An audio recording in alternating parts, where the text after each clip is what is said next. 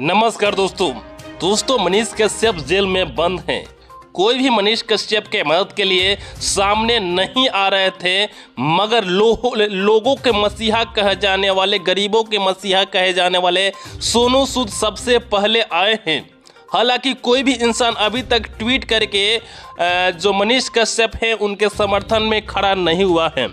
मैं आप सभी को बता दूं कि सबसे पहले गरीबों के मसीहा सोनू सूद जरूर ही इस मामला में दखल देंगे और हम सभी के मनीष भैया को ज़रूर जेल से जल्द बाहर निकालने का काम करेंगे।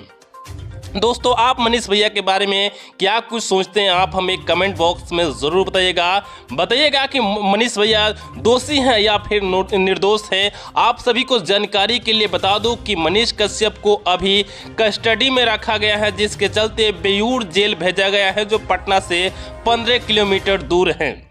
और ये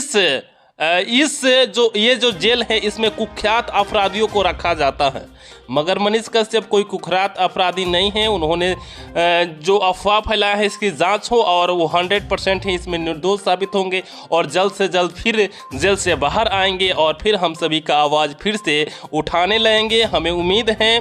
और आप इसके बारे में क्या कुछ सोचते हैं, आप हमें कमेंट बॉक्स में ज़रूर बताइएगा।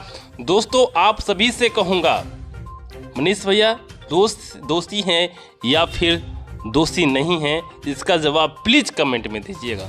Thank you so much.